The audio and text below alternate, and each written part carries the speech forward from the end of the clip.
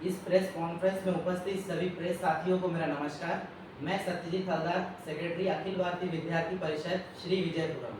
आज आप सभी को यहाँ पर बुलाया है कि आप सभी के द्वारा हम ये बोलना चाहते हैं कि अखिल भारतीय विद्यार्थी परिषद ने डीम यूनिवर्सिटी को लेकर अभी तक क्या क्या कदम उठाए हैं और आगे आने वाले समय पर क्या क्या कदम उठाने वाले हैं, इसी विषय को लेकर आज आप सभी को यहाँ पर आमंत्रित किया है। आज हमारे इस पैनल पर उपस्थित है हमारे बीच joint secretary Shri M Vinesh ji, Shri Govindeshwaran ji, हमारे जेएनएम यूनिट के प्रेसिडेंट, और हमारे साथ उपस्थित है श्री आयुष राज जी, एग्जीक्यूटिव मेंबर और हमारे लॉ कॉलेज की यूनिट के कन्वीनर। इसी के साथ इसी विषय को लेकर आप सभी को यहाँ पर आमंत्रित किए हैं। आज हम अपना प्रेस कॉन्फ्रेंस को शुरू करते हैं और आगे एक एक कर सभी अपने विषय को रखेंगे। जैसे कि आप सभी जानते हैं कि अखिल भारतीय विद्यार्थी परिषद 2006 से ही सेंट्रल यूनिवर्सिटी की मांग कर रही है। जैसे तैसे 2016 में इस काम के गति पकड़ी और 2018 में honourable lieutenant governor Shri professor Jagdish Mukhi जी द्वारा इसका प्रिंसिपल अप्रूवल भी मिल चुका था। पर ऐसा क्या हुआ कि उनके जाते ही हमारे जो वर्तमान के ऑनरेबल लेफ्टिनेंट गवर्नर जी है आए और सारा कुछ बदल गया है। और उसी समय पर हमारे ऑनरेबल प्राइम मिनिस्टर जी का अंडमान में प्रवास हुआ और उन्हें कैसे गुमराह करके उन्हें डीम यूनिवर्सिटी का घोषणा करा दिया गया है। और इस सभी प्रक्रिया के पीछे और कोई नहीं, हमारे डीब्रेड के प्रिंसिपल डॉक्टर उत्पल शर्मा जी का साजिश और सब कुछ बदल दिया गया है, जिनके खिलाफ सेंट्रल ऑडिटर ने रिपोर्ट दिया है कि उनका जो अपॉइंटमेंट हुआ है वो पूरी तरह गलत है। हमारे पास रिपोर्ट भी अवेलेबल है, आप चाहे तो इसे देख सकते हैं। आप सभी को पता ही होगा कि पौंडीचेरी ने कैसे डीब्रेड के पौंडीचेरी का जो एफिलिएशन था उसे हटा दिया गया है और उसके बाद डीब्रेड के जो बच्चे हैं उसके क्या हाल हुआ है आप सभी ने देखा ही है। आप फिर भी इसके इतना कुछ होने के बाद भी हमारे प्रशासन लगातार उस व्यक्ति के ऊपर बिना कुछ कार्रवाई करे उन्हें ही डीम यूनिवर्सिटी का नोडल ऑफिसर बना दिया है और उनके ऊपर कोई भी एक्शन आज तक लिया नहीं गया। और आज तक टिल डेट हमने जितने भी अखिल भारतीय विद्यार्थी परिषद से जितने भी अंडमान एडमिनिस्ट्रेशन को जितने भी पत्र लिखे हैं उनके लिए आज तक एक भी पत्र का हमें जवाब नहीं मिला है। और हम ये नहीं चाहते हैं कि जैसे आज डीब्रेड के बच्चों के साथ हुआ है कल को हमारे दूसरे कॉलेजेस के बच्चों के साथ हो और हमारे दीपों के बच्चों के भविष्य के साथ खेला जाए। तो आगे हमारे विस्तार से हमारे भुवनेश्वरन जी आपको विस्तार से बताएंगे।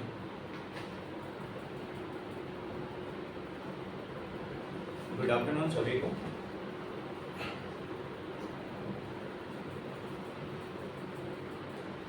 डीम यूनिवर्सिटी का बारे में हम लोग ऑलरेडी बहुत सारा विरोध प्रदर्शन कर चुके हैं थ्रू द मीटिंग्स। और सबसे पहला हम लोग का एक इवेंट का मंथन जिसमें बहुत फर्स्ट टाइम हम लोग कंडक्ट कर रहे थे, उसमें बहुत सारे PRIs स्टेक होल्डर्स बहुत जन पार्टिसिपेट किए थे। उसमें हम लोग बहुत डिटेलली एक्सप्लेन किया था कि अगर डीम यूनिवर्सिटी होने से क्या होगा, क्या क्या चेंजेस आएगा, हम लोग को क्या डिसएडवांटेजेस एंड प्रॉब्लम्स को फेस करना पड़ेगा।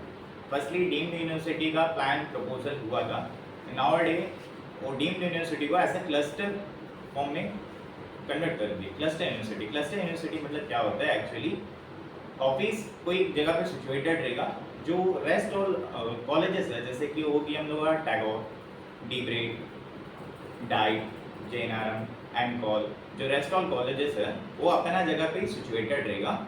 ओके, उन सबको एक साथ क्लस्टर फॉर्म में ले लिया जाएगा। जो कॉलेजेस जाना है वहीं पे स्टूडेंट्स आएंगे पढ़ेंगे, लेकिन उन सारा कॉलेजेस का वर्क एक जगह पे चलेगा और रहेगा डीम्ड यूनिवर्सिटी का ऑफिस, वहाँ से सर्कुलेट होगा। सो फर्स्टली प्रॉब्लम ये है कि ये जो ऑलरेडी एग्जिस्टिंग कॉलेजेस है उन सबको मर्ज कर दिया जाएगा। ये टोटली न्यू प्लान है जो कि यहाँ पे एग्जीक्यूट किया जा रहा है। ऑलरेडी इसका कोई पास डाटा नहीं है कि इस तरह कोई प्लान या एक्सपेरिमेंट हुआ है जो कि सक्सेसफुल है, ऐसा कुछ है नहीं। तो ये हमारा ऊपर काइंड ऑफ एक्सपेरिमेंट भी किया जा रहा है दीपासियों पर, हमारा स्टूडेंट्स यूथ्स जो आगे आने वाला कल में जो एडमिशन्स लेंगे सो बात है कि इनका आरटीआई रिपोर्ट लिया था डीम्ड यूनिवर्सिटी का प्रपोजल जब हुआ था, उसमें फंड्स आए more than hundreds of crore का फंड था। ओके, वो जो कि इनको इंफ्रास्ट्रक्चर के ऊपर खर्चा करना था according to the MHRD, ministry of home resource and development का द्वारा से जो फंड आया था उनको इंफ्रास्ट्रक्चर पे खर्चा करना था। अभी क्लस्टर फॉर्म्स पे जो ऑलरेडी एग्जिस्टिंग इंफ्रास्ट्रक्चर का साथ जो कॉलेजेस है उनको मर्ज कर देंगे।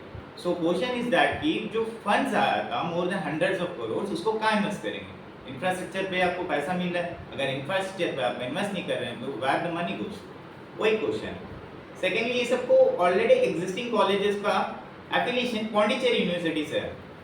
Pondicherry university is an central university. अभी जो आने वाला कल में जो डीम्ड यूनिवर्सिटी है, जो सो कॉल्ड अभी क्लस्टर यूनिवर्सिटी का फॉर्म में एग्जिस्ट में टेक प्लेस होने वाला है इन फ्यूचर, उसका एक नया सर्टिफिकेट बनेगा। हम यहाँ पे डिमोटिवेट नहीं करते कि हम लोग एडमिनिस्ट्रेशन वीक है, हम लोग एडमिनिस्ट्रेशन अच्छा परफॉर्म नहीं कर पाएगा, बट बात ये है कि उसका परफॉर्मेंस 10 साल बाद मेजर किया जाएगा। एक बेस्ट साइंटिस्ट ने जब तक नहीं निकल जाता, एक बेस्ट पोएट नहीं निकल जाता, एक बेस्ट एथलीट नहीं निकल जाता, तब तक रेपुटेशन गेन नहीं कर पाएंगे, जो कि ऑलरेडी पौंडीचेरी यूनिवर्सिटी एक गेन्ड एंड एक सेंट्रल यूनिवर्सिटी है जो बहुत अच्छा खासा रेपुटेशन का साथ है।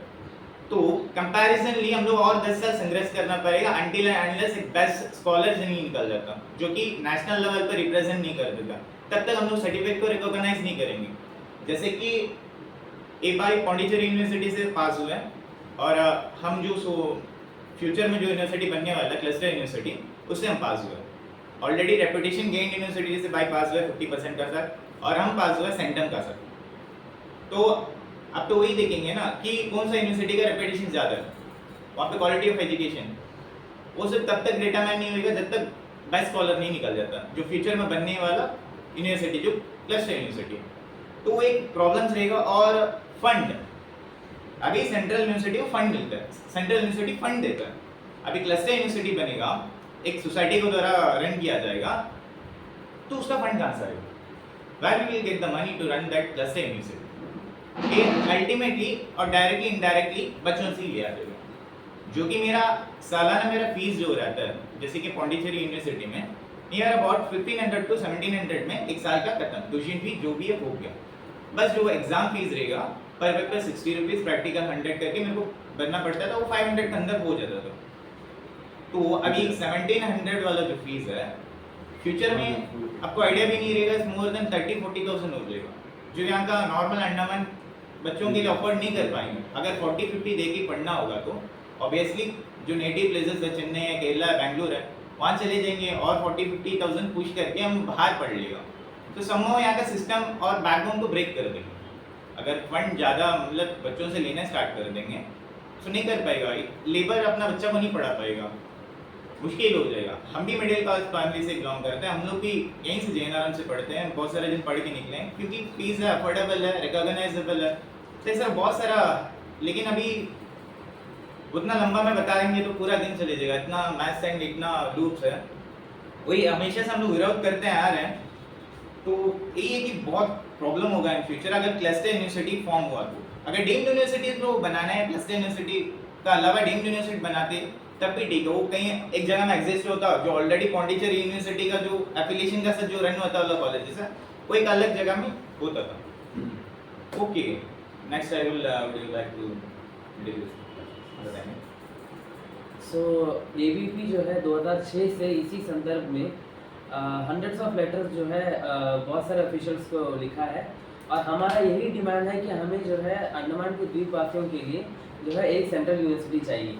तो इसके लिए हमने जो है द सेक्रेटरी हायर एजुकेशन उनको लेटर लिखा, चीफ सेक्रेटरी साहब उनको भी लेटर लिखा, ऑनरेबल लेफ्टिनेंट गवर्नर उनको भी लेटर लिखा, जो पौंडीचेरी यूनिवर्सिटी के जो वाइस चांसलर हैं उनको भी लेटर लिखा था, यूनियन मिनिस्ट्री ऑफ एजुकेशन उनको भी लेटर लिखा हमने, और यूनियन होम मिनिस्टर उनको भी लेटर लिखा था, और ऑनरेबल प्राइम मिनिस्टर और honourable the president of India उनको भी हमने लेटर लिखा था। तो इस संदर्भ में हमने इतने सारे लेटर्स भी हमने सबमिट किए हैं, और 2017 में हमने एक सिग्नेचर कैंपेन भी किया था, इसमें 2500 बच्चे लोग ने साइन किया है, और आप यहाँ देख सकते हैं कि सिग्नेचर कैंपेन। और रिसेंटली 2025 के फरवरी या मार्च के महीने में हमने जो है फिर से सिग्नेचर कैंपेन कंडक्ट किया जिसमें 2000 बच्चे साइन किए।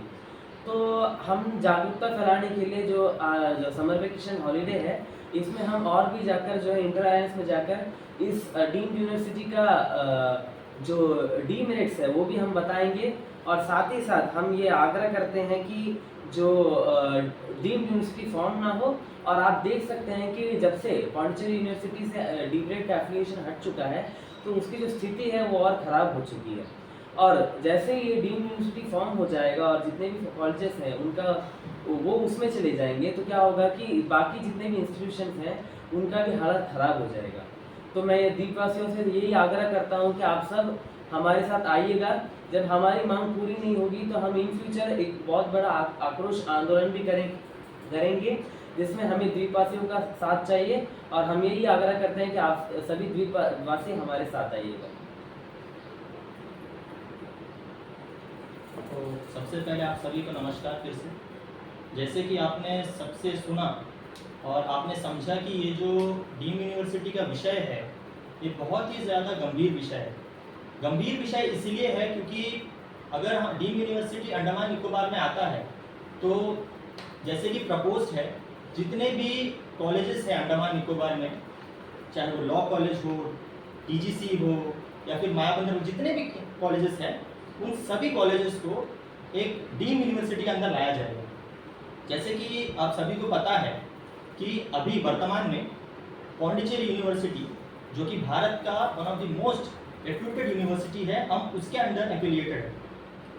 तो मुझे ये समझ में नहीं आ रहा है कि जब यहाँ के स्टूडेंट्स, यहाँ के जितने भी स्टेक होल्डर्स हैं, पेरेंट्स और जो स्टूडेंट्स का वेलफेयर चाहते हैं, वो सारे लेक्चरर्स भी कहीं ना कहीं वो ये चाहते हैं कि डीम्ड यूनिवर्सिटी ना बने, क्योंकि हमारा अंडमान निकोबार एक प्रयोगशाला नहीं है कि कुछ नया लाया जाए, इसमें कुछ किया जाए। ये एक प्रयोगशाला नहीं है। आज अगर हम देखें, हम में से जितने भी लोग यहाँ पे बैठे हुए हैं, हम सभी आज कहीं ना कहीं पांडिचेरी यूनिवर्सिटी के अंदर जो भी कॉलेजेस है हम लोग उसके अंडर पढ़ रहे हैं, और हमें मेरिट है इसलिए हमें यहाँ पे सीट मिला। जितने भी मेरिटोरियस स्टूडेंट्स हैं उनको यहाँ पे सीट मिलता है। अभी अगर एक डीम्ड यूनिवर्सिटी, अगर मुझे प्राइवेट कॉलेज में पढ़ना होता तो मैं बाहर ही जाके पढ़ लेता, मैं क्यों अंडमान निकोबार में पढ़ता। आप इस विषय को अगर हम देखें तो सभी छात्रों को ये समझना चाहिए कि आने वाले वक्त में हायर एजुकेशन की हालत को खराब करने के लिए ये विषय को लाया जा रहा है डीम्ड यूनिवर्सिटी के नाम। डीम्ड यूनिवर्सिटी आने से सबसे पहले जैसे कि बताया गया, एजुकेशन क्वालिटी गिरेगी और फाइनेंशियल लोड वो बढ़ेगा पेरेंट्स के ऊपर और स्टूडेंट्स के ऊपर। जैसे कि आप सभी को पता है, हमारे अंडमान निकोबार में कई सारे आइलैंड्स हैं, नॉर्थ इंडियन अंडमान से लेकर कैम्बल बे तक। अलग अलग एरिया से हमारे स्टूडेंट्स यहाँ के पढ़ते हैं। उन सभी लोगों के ऊपर एक डीम्ड यूनिवर्सिटी आने से हम सभी लोगों के ऊपर बोझ होगा, इससे किसी का फायदा नहीं है।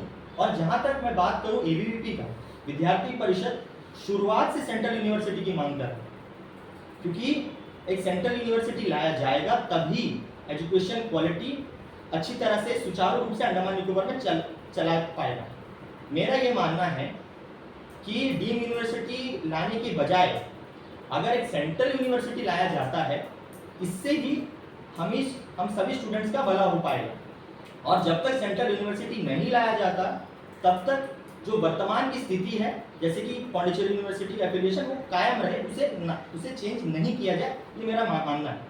अलग अलग स्तर पर अलग अलग संगठन, छात्र संगठन हो, युवा संगठन हो, जो लोग अंडमान निकोबार के भला चाहते हैं, वो सभी लोग अपने अपने स्तर पर विरोध कर रहे हैं। हम कई संगठनों को जानते हैं जो इस विषय पर अंडमान निकोबार में अलग अलग क्षेत्रों में विरोध कर रहे हैं। मैं उन सभी लोगों से हाथ जोड़कर विनती करता हूँ कि जब तक हम एक नहीं होंगे, जब तक हम लोग बिखर के लड़ाई करेंगे तो कुछ फायदा नहीं होने वाला। जब तक हम एकजुट होकर एक मंच पे आकर इस विषय का विरोध नहीं करेंगे, हमें सक्सेस नहीं मिलेगी। As we know that media is the fourth pillar of democracy. Media के थ्रू ही हम आज जो है अंडमान निकोबार के लोगों तक पहुंच पा रहे हैं और ये मैसेज को पहुंचाने का काम कर रहे हैं कि हम सभी को एकजुट होना पड़ेगा। We have to form either a joint student forum और we have to form either a joint forum जो इसका विरोध कर सके। मैं सभी लोगों से ये कहना चाहता हूँ, आप सभी मीडिया के साथियों के माध्यम से, कि हम सभी एकजुट होंगे और हम सभी मिलके इसका विरोध करेंगे आने वाले समय में। और हम अंडमान निकोबार में सेंट्रल यूनिवर्सिटी जब तक नहीं लाया जाता, अखिल भारतीय विद्यार्थी परिषद शुरुआत में भी विरोध करता रहा है, वर्तमान में भी विरोध कर रहा है, और जब तक सेंट्रल यूनिवर्सिटी अंडमान निकोबार में फॉर्म नहीं होता, भविष्य में भी अखिल भारतीय विद्यार्थी परिषद इसका विरोध करेगी। अंत में मैं आप सभी मीडिया के साथियों को धन्यवाद देता हूं। जैसे कि मैंने कहा, you all are the fourth pillar of democracy. आप सभी का बहुत बहुत धन्यवाद। और आप सभी के माध्यम से मैं ये समझ सकता हूं कि हम सभी लोगों ने बहुत ही सही तरीके से अपनी अपनी बातों को रखा, और इस विषय को हम अंडमान निकोबार के सभी लोगों से अंत में यही कहना चाहता हूं कि सब इस विषय की गंभीरता को समझे और एकजुट हुए, तभी हम लोग इसका अच्छी तरह से विरोध कर पाए। बहुत बहुत धन्यवाद। जय हिंद, जय अंडमान निकोबार।